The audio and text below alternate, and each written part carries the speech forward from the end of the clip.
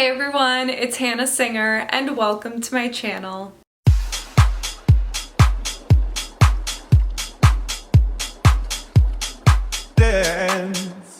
Something about the way you look to me, yeah.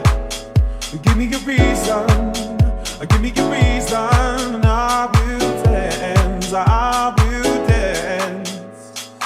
For this first recipe, I'm going to be showing you all how to make a homemade cashew butter. It's so easy and I use it in one of the fall inspired recipes.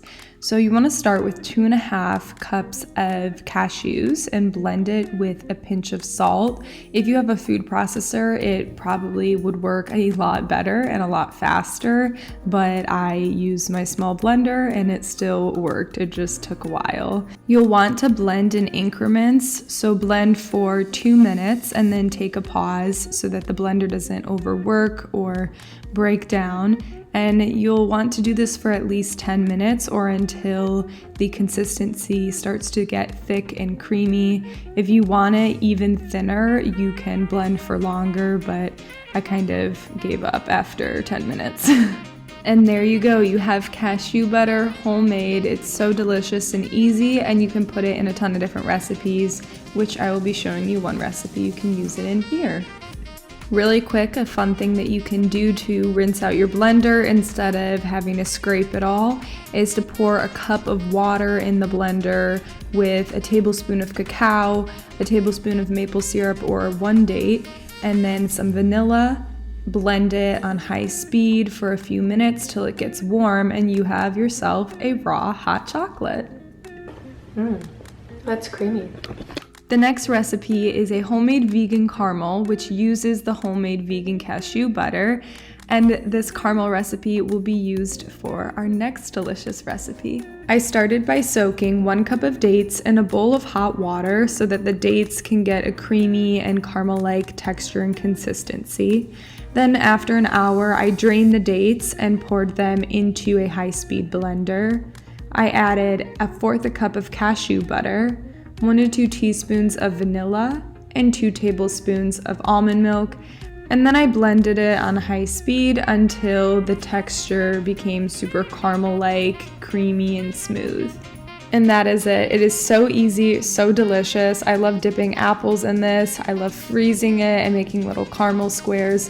I also love making caramel apples, which gets me to the next recipe. Okay, this recipe is seriously so easy. It's not even really a recipe. You just take the apples, roll them in the caramel, and then you can top it with anything you like. I did chopped walnuts and almonds and then drizzled it with chocolate, but you could do shredded coconut and cacao nibs. You could honestly get really creative with this. I just wanted the simple classic chocolate and nut caramel apple. So easy and so delicious.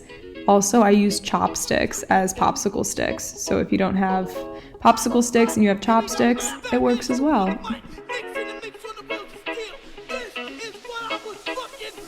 This is amazing! And I'm gonna watch Halloween Town, so bye. This next recipe is super cute and super delicious. I made it up on the spot, so it's not my original pancake recipe that I have on my blog. But this one was just kind of a fun one to play around with. So this recipe is divided into 3 different parts. The first part is creating the main base. So within the main base, I use 1.5 cups of oats. I blend them to make an oat flour, 1.5 bananas, 1 teaspoon of baking soda, 1 teaspoon of baking powder, a pinch of sea salt, and 2/3 a cup of water. All you have to do is place all the ingredients in a blender or food processor and blend on high speed for about 2 to 5 minutes until the consistency is smooth and creamy. Next, I made a green base, which is 1/2 cup of the main base combined with 2 cups of spinach.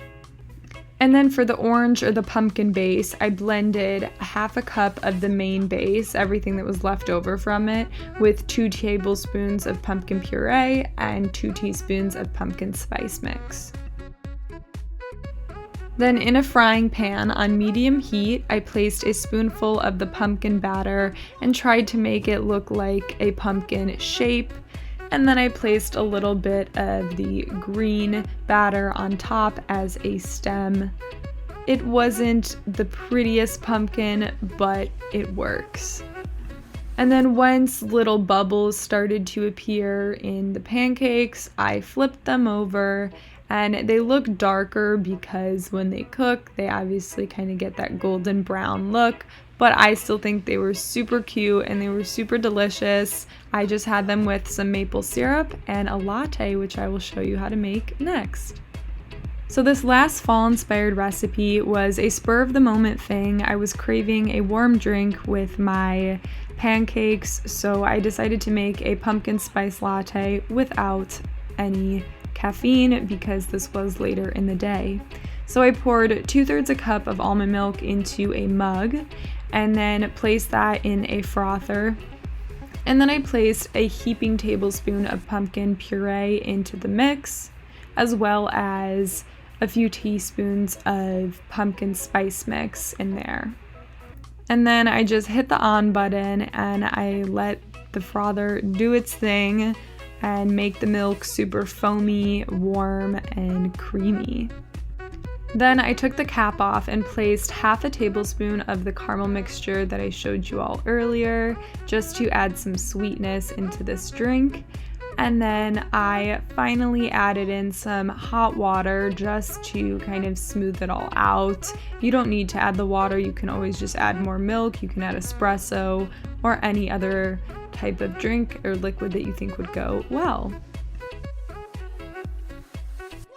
Thank you all so much for watching this video. I hope you enjoyed seeing me make these recipes, and I really hope you all try some of them out yourselves because they're so easy and so delicious.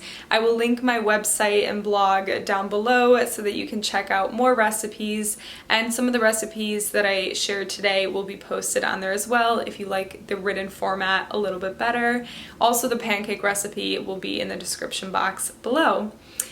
Subscribe to my channel if you have not done so yet, and join this little tribe I have here on YouTube. I upload every single Wednesday, so you don't want to miss a video. Hit the notifications bell and you'll be notified every time I upload a new one. And I will catch you in my next one. Always let the earth be your playground. Much love. Bye. She's a Mona Lisa. Everyone's lining up to see her.